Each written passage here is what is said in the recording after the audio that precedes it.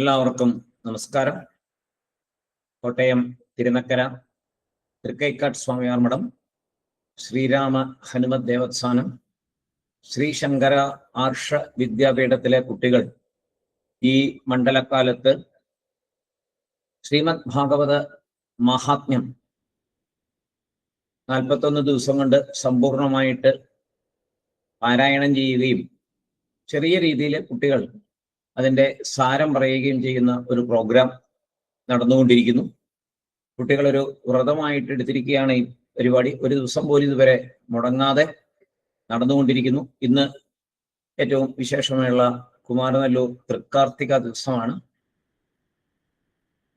കുട്ടികൾ അതിൻ്റെ പ്രാധാന്യം മനസ്സിലാക്കിക്കൊണ്ട് ഇന്നും പ്രോഗ്രാം അവതരിപ്പിക്കാൻ അവർ തയ്യാറായിരിക്കുന്നു. ഇന്ന് 18ാമത്തെ ദിവസമാണ് നമ്മുടെ പരിപാടി തുടങ്ങിയിട്ട്. 3-ാം അധ്യായത്തിലെ 63 മുതൽ 74 വരെയുള്ള ശ്ലോകങ്ങളാണ് ഇന്ന് പാരായണം ചെയ്യുന്നതും സാരം പറയുന്നതും. മൈഥിലി എന്ന കുട്ടിയാണ് ഇന്നത്തെ പ്രോഗ്രാം അവതരിപ്പിക്കുന്നത്. ഏകശ്ലോക ഭാഗവതവും ജ്ഞാനപ്പാനയും അവതരിപ്പിക്കുന്നത് ധൃതിമോള. മൈഥിലി തൃശ്ശൂരിൽ നിന്ന് ഓൺലൈനിൽ കയറിക്കൊണ്ടിരുന്ന ഒരു കുട്ടിയാണ്. ഇപ്പോൾ അമ്മയ്ക്ക് വീണ്ടും ട്രാൻസ്ഫർ ആയപ്പോൾ കോട്ടയത്തേക്ക് വന്നിട്ടുണ്ട്. ഇപ്പോ കിടങ്ങൂര് ആണ് കുഞ്ഞുള്ള. ഇപ്പോൾ എല്ലാ ഞായറാഴ്ചയും കുഞ്ഞിന് നേരിട്ട് വരാൻ പറ്റില്ല. നേരത്തെ നമ്മുടെ ക്ലാസ്സിൽ റെഗുലറായിട്ട് നേരിട്ട് വന്നിട്ടിരുന്ന കുട്ടിയാണ്. പക്ഷെ ഒരു ദിവസം പോലും പിന്നീട് ഇവിടുന്ന് പോയ ശേഷം 2 വർഷമായിട്ടൊന്നും ഒരു ദിവസം പോലും മുടങ്ങിയിട്ടില്ല. അതുപോലെ ഇതിനോട്, ഈ ആത്മീയ കാര്യങ്ങളോട്, നമ്മുടെ പുരാണങ്ങളോടൊക്കെ അത്രയും താല്പര്യമാണ് അവരുടെ വീട്ടിലെല്ലാവർക്കും. അമ്മൂമ്മയാണ് കുഞ്ഞിനെ എപ്പോഴും കൂടെ ഇതിനു വേണ്ടി ഹെൽപ്പ് ചെയ്യുന്നത്. അമ്മയ്ക്ക് തിരക്കാണ്. എന്തായാലും മോൾക്കാണ് ഏറ്റവും താല്പര്യം. അതുകൊണ്ട് തന്നെ ആ കുഞ്ഞിന് പറഞ്ഞു കൊടുക്കുന്നതിനും കുഞ്ഞിനെ നമ്മുടെ പ്രോഗ്രാമിലൊക്കെ അവതരിപ്പിക്കുന്നതിനും നമുക്ക് വളരെയധികം സന്തോഷമുണ്ട്. അതുപോലെ തന്നെയാണ് ധൃതിമോളുടെ കാര്യവും. ധൃതിമോളുടെ അപ്പൂപ്പനും അമ്മൂമ്മയും അമ്മയും ഈ കുഞ്ഞിനെ ഒരു ദിവസം പോലും മുടങ്ങാതെ ഞായറാഴ്ചകളിൽ മഠത്തിൽ കൊണ്ടുവരാറുണ്ട്. പിന്നെ ഓൺലൈനിലും കുഞ്ഞ് ധാരാളം എല്ലാ മന്ത്രങ്ങളൊക്കെ ശ്രീരുദ്രമൊക്കെ നന്നായിട്ട് പഠിച്ചു ചൊല്ലുന്നതാണ് ഈ 2 കുട്ടികളൊക്കെ. കുറെ നാളായിട്ട് റെഗുലറായിട്ടുള്ള കുട്ടികളാണ്. ഏറ്റവും സന്തോഷത്തോടുകൂടെ 2 കുട്ടികളെയും നമ്മുടെ പ്രോഗ്രാമിലേക്ക് സ്വാഗതം ചെയ്യുന്നു. ആദ്യമായി മൈഥിലിയെ പ്രോഗ്രാം അവതരിപ്പിക്കുന്നതിനായിട്ട് ക്ഷണിക്കുന്നു.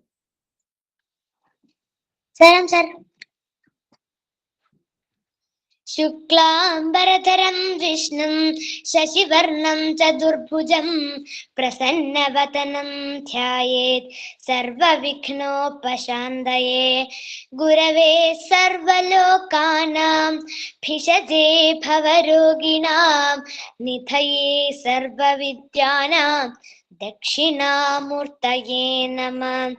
ജന്മാദ്യസ്യ യതോऽന്വയാദിതരതശ്ചാർത്തേष्वभिज्ञस्वराट् तेने ब्रह्म हृताय आदिकवये मुह्यन्ति यत्सूरय तेजो वारिमृदां यथा विनिमयो यत्र त्रिसर्गो मृषा धाम्ना स्वेन सदा निरस्तकुहकं सत्यं परं धीमहि. धर्मप्रोत्थितकैतवोऽत्र परमो निर्मत्सराणां सतां वेद्यं वास्तवमत्र वस्तु शिवदं तापत्रयोन्मूलनम्. श्रीमद्भागवते महामुनिकृते किं वा परैरीश्वर सद्यो हृद्यवरुध्यतेऽत्र कृतिभिः शुश्रूषुभिस्तक्षणात्. निगमकल्पतरोर्गलितं फलं शुकमुखादमृतद्रव संयुतं पिबद भागवतं रसमालयं मुहुरहो रसिका भुवि भावुकाः. नारायणं नमस्कृत्य नरं चैव नरोत्तमं देवीं सरस्वतीं व्यासं ततो जयमुदीरयेत्. यं प्रव्रजन्तमनुपेदमपेतकृत्यं द्वैपायनो विरहकादर आजुहाव. पुत्रेदि तन्मयतया तरवोऽभिनेत् तं സർവഭൂതഹൃദയം മുനിമാനതോസ്മി. യസ്വാനുഭാവമഖിലശ്രുതിസാരമേകം അധ്യാത്മദീപമതിതിതീർഷദാം തമോന്തം സംസാരിണാം കരുണയാഃ പുരാണഗുഹ്യം തം വ്യാസസൂനുമുപയാമി ഗുരും മുനീനാം. മൂകം കരോതി വാചാലം പങ്കും ലംഘയത്തെ ഗിരിം യത്കൃപാതമഹം വന്ദേ പരമാനന്ദമാധവം. യം ബ്രഹ്മാ വരുണേന്ദ്രരുദ്രമരുതഃ സ്തുന്വന്തി ദിവ്യൈസ്തവൈः വേദൈः സാംഗപദക്രമോപനിഷദൈർ ഗായന്തി യം സാമഗാഃ. ധ്യാനാവസ്ഥിത തദ്ഗതേന മനസാ പശ്യന്തി യം യോഗിനോ യസ്യാന്തം ന വിദുസുരാസുരഗണാ ദേവായ തസ്മൈ നമഃ. കോമളൻ കൂജയൻ വേണും ശ്യാമളോയം കുമാരക വേദവേദ്യം പരം ബ്രഹ്മ ഭാസതാം പുരതോ മമ. ഭൂതൈർമഹദ്ധർയ ഇമാ പുരോ വിഭു നിർമായശേദേ യദമൂഷു പൂരുഷ ഭുങ്ക്തേ ഗുണാൻ ഷോഡശ ഷോഡശാത്മക സോലം കൃഷിഷ്ട ഭഗവാൻ വചാംസി മേ. എല്ലാവർക്കും നമസ്കാരം. ഞാൻ ഇന്നിവിടെ പാരായണം ചെയ്യാൻ പോകുന്നത് ശ്രീമദ് ഭാഗവത മഹാത്മ്യം അധ്യായം 3 ശ്ലോകങ്ങൾ 63 മുതൽ 74 വരെയാണ്. സപ്താഹശ്രവണം തേന സർവേഭ്യോ പ്രതിഗം കൃതം സാധനാനി തിരസ്കൃത്യ കലൗ ധർമ്മോയമീരിതത്. ദുഃഖദാരിദ്ര്യദൗർഭാഗ്യ പാപപ്രക്ഷാളനായ ച കാമക്രോധജയാർത്ഥം ഹി കലൗ ധർമ്മോയമീരിതത്. അന്യഥാ വൈഷ്ണവീ മായാ ദേവൈരപി സുദുസ്ത്യജ കഥം ത്യാജ്യ ഭവേത് പുൻഹി സപ്താഹോത പ്രകീർത്തിത. സൂത ഉവാച ഏവം നഗാഃ ശ്രവണോരുധർമ്മേ പ്രകാശ്യമാനെ ഋഷിഭിഃ സഭായാം ആശ്ചര്യമേകം സമഭൂതദാനീം തദുച്ഛദേശം ശൃണു ശൗനകത്വം.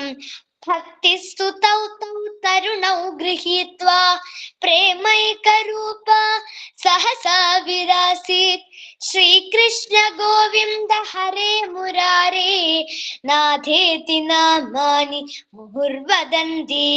താം ചാഗതാം ഭാഗവതാർത്ഥപൂഷാം സുചാരുവേഷാം ദദൃശു സസദ്യ കഥം പ്രവിഷ്ട കഥമാകതേയം മധ്യേ മുനീനാമിതി തർക്കയന്ത. ഊചു കുമാര വചനം തദാനീം കഥാർത്ഥദോ നിഷ്പതിദാധുനേയം. ഏവം ഗിരസ്സ സസുതാ നിശമ്യ സനത്കുമാരം നിജഗാദ നമ്രാ. ഭക്തി ഉവാച ഭവദ്ഭിരഥ്യൈവ കൃതാസ്മി പുഷ്ട കലിപ്രണഷ്ഠാഭി കഥാരസേന. ക്വാഹം തു ദിഷ്ട്വാമ്യധുനാ ബ്രുവന്തു ബ്രാഹ്മ്യാ ഇദം താം ഗിരമൂചിരേത്തെ. ഭക്തേഷു ഗോവിന്ദ സ്വരൂപകർत्री പ്രേമൈകധർत्री ഭവരോഗഹന്ത്രി. സാത്വം ച തിഷ്ഠസ്യ സുധൈര്യ സംശ്രയാ നിരന്തരം വൈഷ്ണവമാനസാനി. അതോപി ദോഷ കലിജായി മേ ത്വാം ദ്രഷ്ടും ന ശക്താ പ്രഭവോപി ലോകേ. ഏവം തദാജ്ഞാ വസരേപി ഭക്തി തദാ നിഷണ്ണാ ഹരിദാസ ചിത്തേ. സകല ഭുവന മധ്യേ നിർധനാസ്തേ വിധന്യ നിവസതി ഹൃദയേഷാം ശ്രീഹരിർഭക്തിരേകാ. ഹരിരപി നിജലോകം സർവതാതോ വിഹായ പ്രവിശതി ഹൃദി തേഷാം ഭക്തിസൂത്രോപനഃ. ബ്രൂമോദ്യതേ കിമധികം മഹിമാനമേവം ബ്രഹ്മാത്മകസ്യ ഭുവി ഭാഗവതാഭിതസ്യ യസ്സംശയാൻ നിഗതനാത് ലഭതേ സുവന്താ ശ്രോതാപി കൃഷ്ണ സമതാമലമന്യധർമ്മൈ. ഇത് ശ്രീ പത്മപുരാണേ ഉത്തരഖണ്ഡേ ശ്രീമദ് ഭാഗവത മഹാത്മ്യേ ഭക്തി കഷ്ട നിവർത്തനം നാമ തൃതീയോധ്യായഃ. ഇപ്പോൾ പാരായണം ചെയ്ത ശ്ലോകങ്ങളുടെ സാരം നോക്കാം. കലിയുഗത്തിൽ മറ്റനുഷ്ഠാനങ്ങളെക്കാളും പ്രധാനമായി ചെയ്യപ്പെടേണ്ടത് 7 ദിവസം കൊണ്ട് ഭാഗവത കഥ മുഴുവൻ കേൾക്കുക എന്ന സപ്താഹ ശ്രവണം തന്നെ. കലിയുഗത്തിൽ ഇപ്പോൾ അതാണ് ഉത്കൃഷ്ട ധർമ്മം. ഈ കലിയുഗത്തിൽ സർവ ദുഃഖങ്ങളും സകല പാപങ്ങളും കഴുകിക്കളയാനും കാമക്രോധാദികളെ ജയിപ്പാനും ഉചിതമായ ധർമ്മോപായം സപ്താഹം കേൾക്കുക എന്നതാണ്. ദേവന്മാർക്ക് പോലും ഏറെ പ്രയാസപ്പെട്ടാലും മായയുടെ പിടിയിൽ നിന്ന് രക്ഷപ്പെടാൻ പറ്റില്ല. ആ ഭഗവാന്റെ മായയെ ഭാഗവത കഥാശ്രവണത്തിലൂടെ മറികടക്കാം എന്നുള്ളത് തന്നെയാണ് ഭാഗവതത്തിന്റെ മഹാത്മ്യം. സൂതൻ തുടർന്നു കഥ പറയുന്നു. ഋഷിമാർ ആ മഹാസഭയിൽ ശ്രീമദ് ഭാഗവത സപ്താഹ ശ്രവണത്തിന്റെ മഹാത്മ്യം ഇപ്രകാരം വെളിപ്പെടുത്തിയപ്പോൾ ഒരു മഹാശ്ചര്യം അത്ഭുതം സംഭവിച്ചു. ഹേ ശൗനക, അത് ഞാൻ പറയാം, അങ്ങ് ശ്രദ്ധിച്ചു കേട്ടുകൊള്ളൂ. ഭഗവത് പ്രേമം എന്ന ഏക സ്വരൂപത്തോടു കൂടിയ ഭക്തി മാതാവ് സപ്താഹ മഹാത്മ്യ ശ്രവണത്താൽ യൗവനയുക്തയായി തീർന്ന ജ്ഞാന വൈരാഗ്യങ്ങൾ എന്ന പുത്രന്മാരോട് കൂടി ഭഗവത് നാമങ്ങൾ വീണ്ടും വീണ്ടും ഉച്ചത്തിൽ ഉച്ചരിച്ചുകൊണ്ട് അവിടെ എത്തിച്ചേർന്നു. ഭാഗവതാർത്ഥമാകുന്ന ദിവ്യ അലങ്കാരങ്ങളോട് കൂടിയ ആ ഭക്തി മനോഹര രൂപത്തോടു കൂടി അവിടെ എത്തിച്ചേർന്നപ്പോൾ അവൾ എങ്ങനെ ഇവിടെ എത്തിച്ചേർന്നു, എങ്ങനെ മുനിമാരുടെ മധ്യത്തിൽ പ്രവേശിച്ചു എന്നെല്ലാം ചിന്തിച്ചുകൊണ്ട് അത്ഭുതത്തോടെ സദസ്യർ അവളെ നോക്കി. ഭാഗവത കഥയുടെ മഹാത്മ്യത്താൽ ആണ് ഭക്തി പെട്ടെന്ന് അവിടെ എത്തിയത് എന്ന് കുമാരന്മാർ പറഞ്ഞപ്പോൾ ആ ഭക്തി സനത് കുമാരനെ നമസ്കരിച്ച് ഇപ്രകാരം പറഞ്ഞു. ഭക്തി പറഞ്ഞു, ഭവാന്മാരുടെ ആഗമനത്താലും നിങ്ങൾ പകർന്നു തന്ന ഭാഗവത കഥാ രസത്താലും എന്റെ കലിദോഷങ്ങൾ തീർന്നു. ഞാൻ ആരോഗ്യവതിയായി. ഇനി മുതൽ ഞാൻ എവിടെ വസിക്കണം എന്ന് നിങ്ങൾ തന്നെ പറഞ്ഞു തരുവിൻ. ആ ബ്രഹ്മകുമാരന്മാർ അപ്പോൾ അവളോട് ഇപ്രകാരം പറഞ്ഞു. ഭക്തന്മാരിൽ ഭഗവത് സ്വരൂപത്തെ ഉണ്ടാക്കുന്നവളും ഭഗവത് പ്രേമത്തെ വർദ്ധിപ്പിക്കുന്നവളും സംസാര രോഗത്തെ നശിപ്പിക്കുന്നവളുമായ നീ ധൈര്യസമേതം വിഷ്ണു ഭക്തന്മാരുടെ മനസ്സിൽ നിരന്തരം വസിക്കുക. കലി ഉണ്ടാക്കുന്ന ദോഷങ്ങൾ ഈ ലോകത്തിൽ വളരെ ശക്തിയുള്ളതാണെങ്കിലും അവ നിനക്കു നേരെ വരാൻ പോലും ഭയക്കും എന്ന് പറഞ്ഞപ്പോൾ വിഷ്ണു ഭക്തരുടെ മനസ്സിൽ ഭക്തി സ്ഥാനമുറപ്പിച്ചു. ആരാണോ സ്വന്തം ഹൃദയത്തിൽ ശ്രീഹരിയോടുള്ള അനന്യമായ ഭക്തി പ്രതിഷ്ഠിച്ചിരിക്കുന്നത് അവർ നിർധരർ ആണെങ്കിൽ പോലും സകല ലോകങ്ങളിലും വെച്ച് അനുഗ്രഹീതരാണ്, ധന്യരാണ്. ശ്രീഹരിയാകട്ടെ ഭക്തിയാകുന്ന ചരടനാൽ ബന്ധിതനായി സ്വന്തം ലോകമായ വൈകുണ്ഠം ഉപേക്ഷിച്ച് ഭക്തരുടെ ഹൃദയത്തിൽ പ്രവേശിക്കുന്നു. വേദാത്മകമായ ശ്രീമദ് ഭാഗവതത്തിന്റെ മഹിമ ഇന്ന് ഈ വിധത്തിൽ അങ്ങയോട് പറഞ്ഞു കഴിഞ്ഞു. ഇനി എന്തിനധികം പറയുന്നു? ഭൂമിയിൽ ഭാഗവതത്തെ ആശ്രയിക്കുന്നവർ, പാരായണം ചെയ്യുന്നവർ, വ്യാഖ്യാനിക്കുന്നവർ, കേൾക്കുന്നവർ ഇവരെല്ലാം കൃഷ്ണ സദൃശ്യരായിത്തീരുന്നു. ആത്മാനന്ദം അനുഭവിക്കുവാൻ ഇത്ര ശക്തി തരുന്ന മറ്റൊരു ധർമ്മഗ്രന്ഥവുമില്ല. ഭാഗവത സേവ കൊണ്ട് തന്നെ പരമമായ പുരുഷാർത്ഥം ലഭിക്കുന്നു. എനിക്ക് ഈ മണ്ഡലകാലത്ത് ഇങ്ങനെ ഒരു പ്രഭാഷണം പറയാൻ അവസരം നൽകിയ സ്വാമിയാർ മഠത്തിലെ എല്ലാ ഗുരുക്കന്മാർക്കും പരമേശ്വരൻ സാറിനും നന്ദി പറയുന്നു. നന്ദി, നമസ്കാരം. നന്നായിട്ട് പറഞ്ഞു കേട്ടോ, വളരെ നന്നായിരുന്നേ. ഇനി ബാക്കി നമുക്കിത് കഴിഞ്ഞിട്ട് നോക്കാം. അടുത്തതായിട്ട് വന്ദന ശ്ലോകവും ജ്ഞാനപ്പാനയും ചൊല്ലാനായിട്ട് ധൃതിമോളെ ക്ഷണിക്കും. എല്ലാവർക്കും നമസ്കാരം. ആദൗ ദേവകി ദേവി ഗർഭജനനം ഗോപീഗ്രഹേ വർദ്ധനം മായാപൂതന ജീവിതാപഹരണം ഗോവർദ്ധനോദ്ധാരണം कंसच्छेदन कौरवादिहननं कुन्दीसुतापालनम् एतद्भागवतं पुराणकथितं श्रीकृष्णलीलामृतम्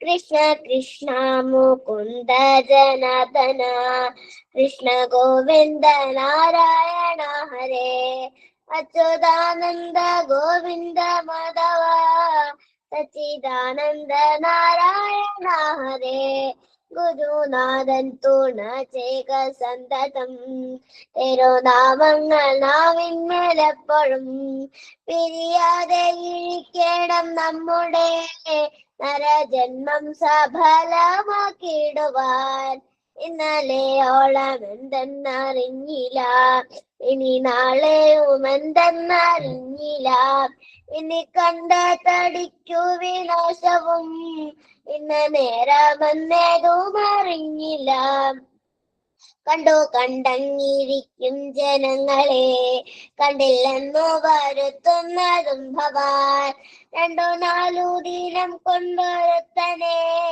തണ്ടിലേറ്റി നടത്തുന്നതും ഭവാൻ മളിക മുകളേറിയ മന്നന്റെ തോളിൽ മാറാപ്പ് കേട്ടുന്നതും ഭവാൻ ചെറുതായിട്ടു മുക്തി ലഭിപ്പാനായി ചെവി തന്നീതു കേൾപ്പീനെല്ലാവരും നമ്മയൊക്കെയും ബന്ധിച്ച സാധനം കർമ്മമെന്നറിയേണ്ടതു മുമ്പിനാൽ 3 കൊണ്ടു ചമച്ചൊരു വിശ്വത്തിൽ 3ആയിട്ടുള്ള കർമ്മങ്ങളൊക്കെയും പുണ്യകർമ്മങ്ങൾ പാപകർമ്മങ്ങളും പുണ്യപാപങ്ങൾ മിശ്രമം കർമ്മവും നരി ചത്തു നരനായി പിറക്കുന്നു നരി ചത്തോടനോരിയായി പോകുന്നു കൃപ കൂടാതെ പീഡിപ്പിച്ചിടുന്ന ദ്രവൻ ചത്തു കൃമിയായി പിറക്കുന്നു ഈച്ച ചത്തൊരു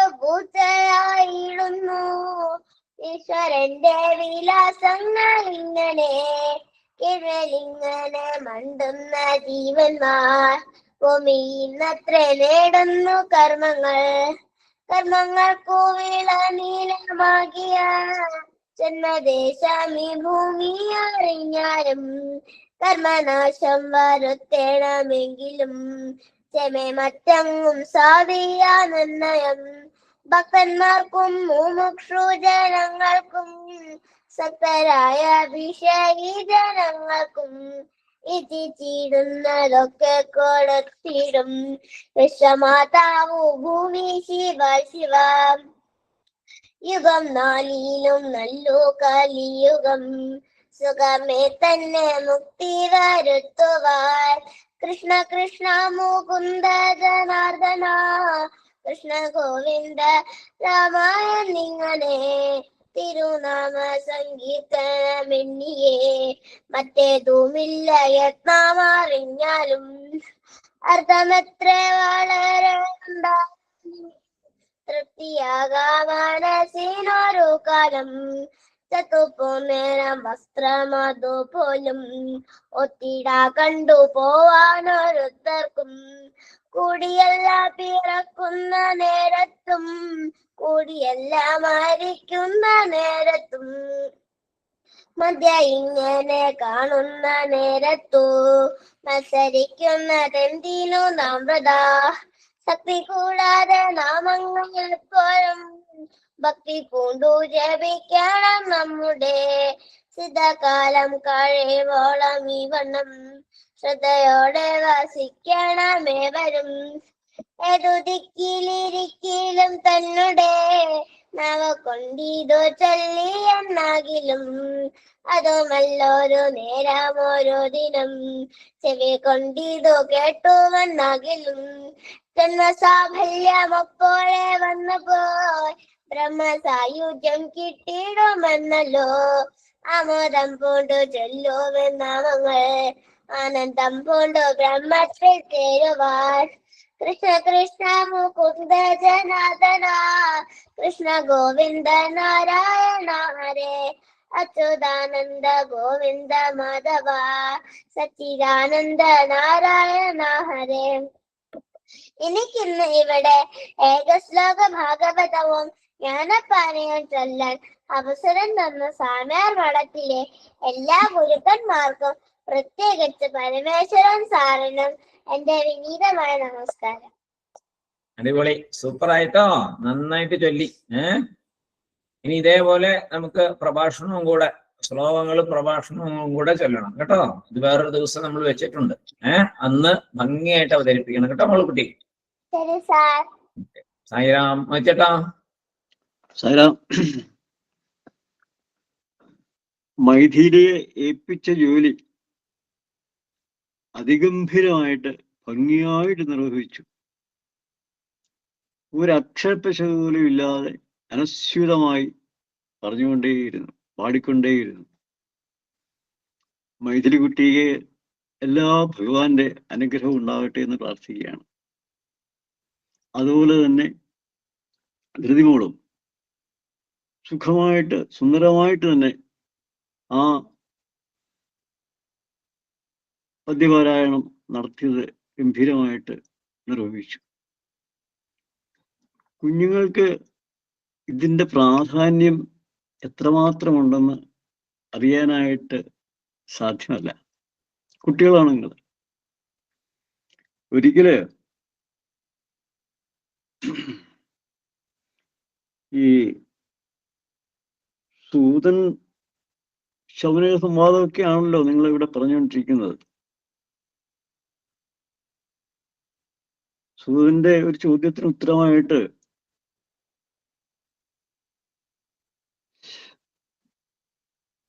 ശൗനകമഹർഷിയോട് പറയുന്നു, ശൗനകമഹർഷി, അങ്ങയ്ക്ക് കഥാശ്രവണത്തിൽ അത്യധികം താല്പര്യമുണ്ടെന്ന് മനസ്സിലാക്കി സംസാര ദുഃഖത്തെ ഇല്ലാതാക്കുന്നതും ജീവന്റെ ജനനമരണ ക്ലേശങ്ങളെ നശിപ്പിക്കുന്നതുമായ വസ്തു എന്തെന്ന് പറയാം. അതാണ് ശ്രീമദ് ഭാഗവതം. അത് ശാസ്ത്രമാണ്. അത് കലികൽമഷത്തെ നശിപ്പിക്കുന്നതും സിദ്ധികൾ നേടിത്തരുന്നതുമാണ്. മനഃശുദ്ധിക്ക് ഇതിനേക്കാൾ ശ്രേഷ്ഠമായ മറ്റൊന്നില്ല. എന്നാൽ ജന്മജന്മാന്തര സുഹൃതമുള്ളവർക്ക് മാത്രമേ ഇത് കേൾക്കാനും വായിക്കാനും പഠിക്കാനും സാധിക്കുകയുള്ളൂ. അതാണ് അതിൻ്റെ ഏറ്റവും കാതലായ ഭാഗം. മനസ്സിലായില്ലേ? ആ വഴിയെ പോകുന്നവർക്കെല്ലാം ഒന്നിച്ചു പോയിച്ച് ഈ ഭാഗം ഇപ്പൊ കേട്ടേക്കാം, ഭാഗം വായിച്ചേക്കാം, നടക്കത്തില്ല കുഞ്ഞുങ്ങളെ. അതിന് നിങ്ങളെ പൂർവികന്മാര് എവിടേക്കോ ആരൊക്കെയോ എപ്പോഴൊക്കെയോ ചെയ്ത സുഹൃത്തിന്റെ ഫലങ്ങളാണ് നിങ്ങളിന്ന് ഇത് പറയാനും പഠിക്കാനും വായിക്കാനും അതനുസരിച്ച് ജീവിതം കൊണ്ടുപോകാനുമായിട്ട് ശ്രമിച്ചുകൊണ്ടിരിക്കുന്നത്. അതിന് ഭഗവാന്റെ എല്ലാ അനുഗ്രഹങ്ങളും ഉണ്ടാവും, സംശയമൊന്നും വേണ്ട. ഇതിന് നിങ്ങളെ പ്രോത്സാഹിപ്പിച്ച അച്ഛനമ്മമാര്, ഈ ഗുരു വളരെ വ്യക്തമായിട്ട് നിങ്ങളെ ഇങ്ങനെ പഠിപ്പിച്ചു തരുന്നു. ഭാഗവത മാഹാത്മ്യം എന്തെന്നറിയാതെ സപ്താഹ ശ്രവണത്തിന് പോയിട്ട് കാര്യമില്ല. സാധാരണ സപ്താഹ ശ്രവണങ്ങളില് സപ്താഹ യജ്ഞങ്ങളില് ഭാഗവതത്തിന്റെ മാഹാത്മ്യം സൂചിപ്പിക്കത്തേ ഉള്ളൂ. ഈ ഭാഗവത മാഹാത്മ്യമാണ് ഏറ്റവും വ്യക്തമായിട്ട് പഠിച്ചിരിക്കേണ്ടത്. എന്നാൽ മാത്രമേ ഭാഗവതം കൂടുതൽ ആസ്വദിക്കാൻ പറ്റത്തുള്ളൂ. ശ്രദ്ധാഭക്തി വിശ്വാസത്തോടുകൂടി നമുക്ക് അതിനെ അനുധാവനം ചെയ്യാൻ പറ്റത്തുള്ളൂ. എന്തൊക്കെ ആയാലും ശരി, നിങ്ങൾ അങ്ങേറ്റം സുഹൃതവതികളാണ്. എവിടെയോ പറഞ്ഞിട്ടുണ്ട്, ശിഷ്യന്മാര് 3 തരക്കാരുണ്ട്: ഉത്തമൻ, മധ്യമൻ, അധമൻ. ഉത്തമ ശിഷ്യൻ ഗുരുവിന്റെ ഇച്ഛ എന്തെന്ന് അവിടുന്ന് പറയാതെ തന്നെ മനസ്സിലാക്കി പ്രവർത്തിക്കും. മധ്യമ ശിഷ്യൻ ഗുരുവിന്റെ ആജ്ഞ കിട്ടിയാലുടൻ പ്രവർത്തിക്കും. അധമ ശിഷ്യനാകട്ടെ ഗുരു വാവിട്ട് പറഞ്ഞാലും വേണ്ട സമയത്തിൽ കാര്യമൊന്നും ചെയ്യത്തില്ല. ഇതിനെന്താണ് വേണ്ടത്? പരിശുദ്ധമായ, ദൃഢമായ, അചഞ്ചലമായ വിശ്വാസമുണ്ടെങ്കിൽ ആധ്യാത്മിക ഉന്നതി സുനിശ്ചിതമാണ്. നിത്യശാന്തി അവനെ കൈവരും എന്നുള്ളതിന് യാതൊരു സംശയമില്ല. അതുകൊണ്ട് ഗുരു എന്താണോ പറയുന്നത് അതനുസരിക്കണം. അധമശിഷ്യനാകരുത്, മധ്യമശിഷ്യനാകരുത്, ഉത്തമശിഷ്യനാകാനായിട്ട് ശ്രമിക്കണം. ഇത് നിങ്ങളുടെ ജീവിതത്തിലെ എല്ലാ വിജയങ്ങൾക്കും മൂല കാരണമായിട്ട് തീരുമെന്നുള്ളതിന് യാതൊരു സംശയവുമില്ല. ആ ഗുരുവാദങ്ങളിൽ നമസ്കരിക്കുന്നു. നിങ്ങളെ ഇതിന് പ്രേരിപ്പിച്ചുകൊണ്ടിരിക്കുന്ന രക്ഷകർത്താക്കളുടെ വാദങ്ങളിലും ഞാൻ നമസ്കരിക്കുന്നു. എല്ലാവർക്കും ഭഗവാന്റെ അനുഗ്രഹം വേണ്ടുവോളം ഉണ്ടാകട്ടെ എന്ന് പ്രാർത്ഥിക്കുകയും ചെയ്യുന്നു. നന്ദി, നമസ്കാരം. Thank you sir. നമസ്കാരം.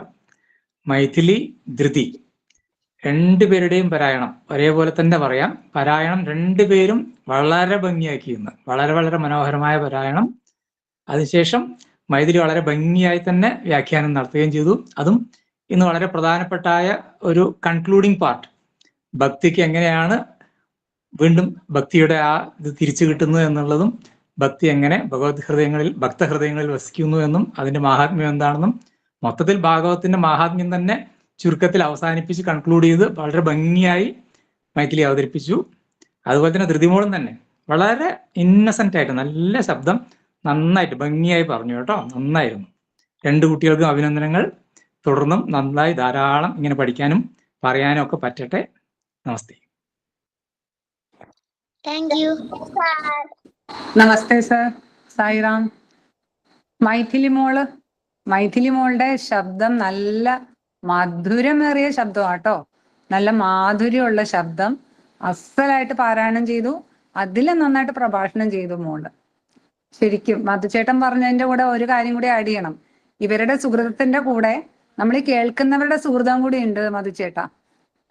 കേൾക്കുന്നവരും സുഹൃതം ചെയ്തവരാണ്. ഈ കുട്ടികളുടെ വായിന്ന് ഇങ്ങനെ മൊഴിമുത്തികൾ ഇങ്ങനെ കേൾക്കുന്നത് നമുക്ക് അതിന് സുഹൃതം ചെയ്ത ആൾക്കാരാണ് നമ്മളെല്ലാവരും. അതുകൊണ്ടാണ് നമുക്കത് കേൾക്കാൻ കിട്ടുന്നത്. പിന്നെ ധൃതി മോള് ഭംഗിയായിട്ട് ചൊല്ലി, നല്ല നല്ല സ്ഫുടമായിട്ട് ചൊല്ലി മോള്. നന്നായിരുന്നു കേട്ടോ. രണ്ടുപേരുടെയും ദൈവത്തിന്റെ അനുഗ്രഹം കിട്ടാൻ വേണ്ടി പ്രാർത്ഥിക്കുന്നു. നമസ്കാരം.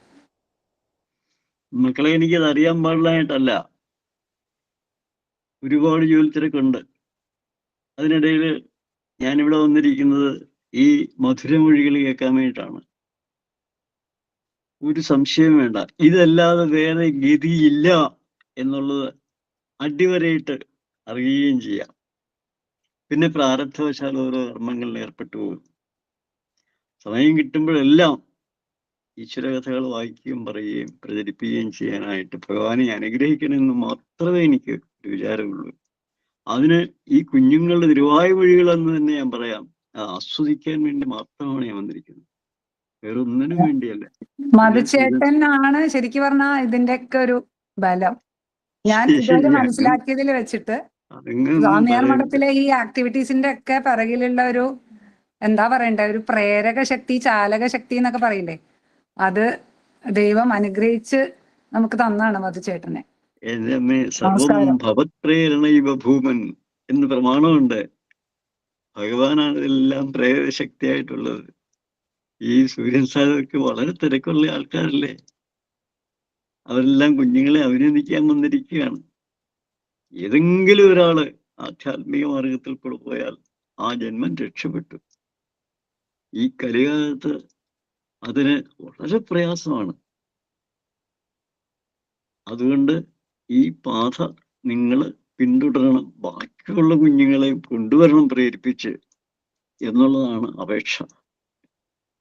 നന്ദി, നമസ്കാരം. മധുചേട്ടൻ സ്വാമിയാർ മഠത്തിലത്തെ അവിടെ വന്ന് അവിടെയുള്ള സജ്ജനങ്ങളുമായിട്ടുള്ള സംഘം കൊണ്ട് കിട്ടിയ ആ ഒരു പ്രചോദനം മാത്രമാണ് എന്നെ പോലുള്ളവരൊക്കെ നയിക്കുന്നത്. ഞങ്ങളൊക്കെ മധുചേട്ടൻ പറഞ്ഞാൽ വെറും പ്രാരബ്ധങ്ങളിലും മറ്റേ സംസാര ആ ബന്ധനങ്ങളിലൊക്കെ പെട്ട് ഇങ്ങനെ അലഞ്ഞു നടക്കുന്നവരായിരുന്നു. ഇപ്പൊ കഴിഞ്ഞ ഒരു 5-6 വർഷമായിട്ട് എന്ന് സ്വാമിയാർ മഠത്തിൽ എത്തിപ്പെട്ടുവോ അന്ന് മുതൽക്കാണ് ഞങ്ങൾക്കൊക്കെ ഈ ഒരു മാർഗദർശനം കിട്ടിയത്. അത് സന്ധ്യാജി പറഞ്ഞ പോലെ അവിടുത്തെ ഗുരുക്കന്മാരായ നിങ്ങളെല്ലാവരും, ആരെയും പേരെടുത്ത് പറയുന്നില്ല, എല്ലാ ഗുരുക്കന്മാരുടെയും അനുഗ്രഹം തന്നെയാണ്. ഞങ്ങളൊക്കെ ഈ കുട്ടികളെ പോലെ തന്നെയുള്ള കുട്ടികൾ തന്നെയാണ്. താടിയൊക്കെ നരച്ചു എന്ന് മാത്രം, പക്ഷെ അങ്ങനത്തെ കുട്ടികൾ തന്നെയാണ് ഞങ്ങളൊക്കെ. അതുകൊണ്ട് തന്നെ അവരുടെ കൂടെ ഇരുന്ന് അവർ പറയുന്നത് കേൾക്കുമ്പോൾ ഞങ്ങൾക്കും അവരെ പോലെ ഇനിയും പഠിക്കണം എന്നുള്ള ആഗ്രഹം വർദ്ധിച്ചു വരുന്നു. അതാണ് ഏറ്റവും വലിയ പ്രേരണ. നമസ്കാരം. നമസ്കാരം.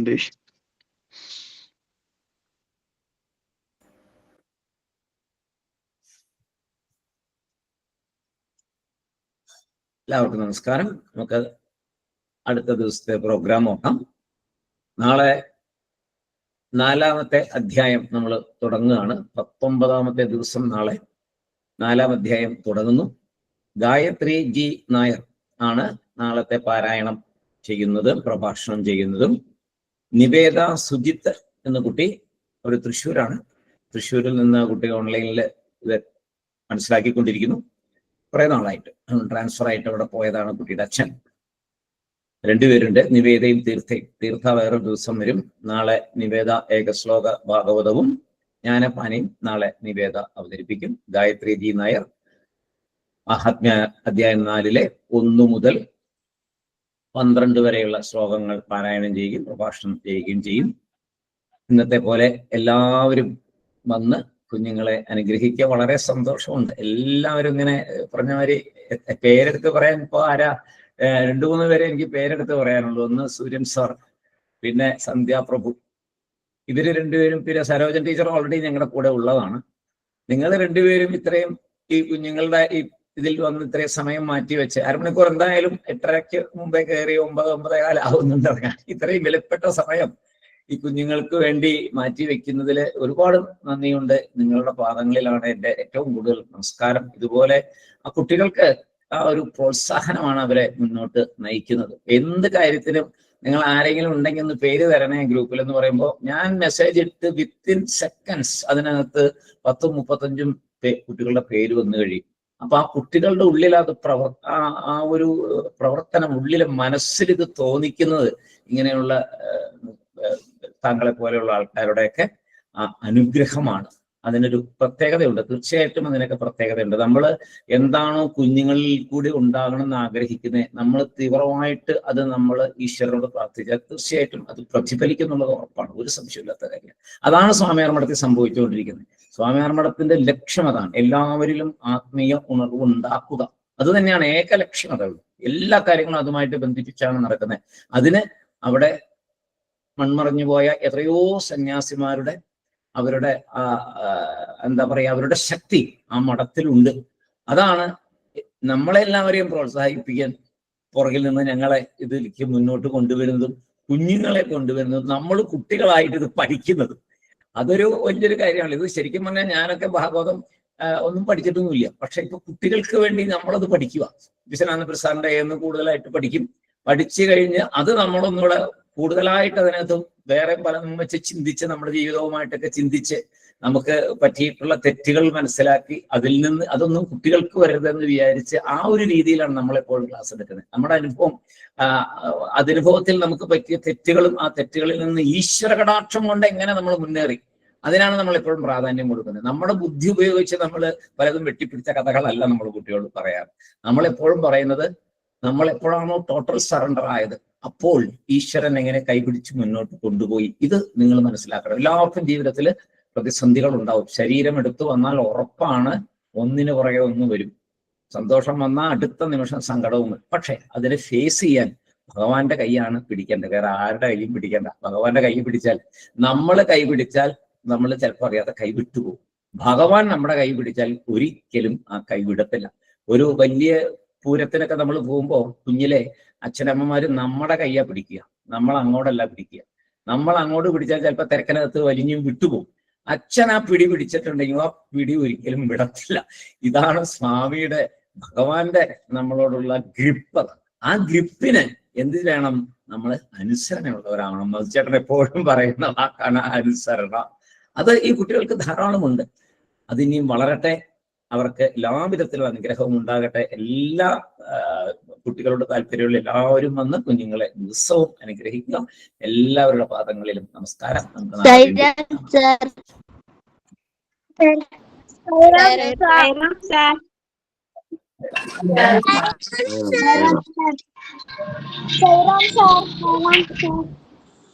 സായിരാം. സായിരാം.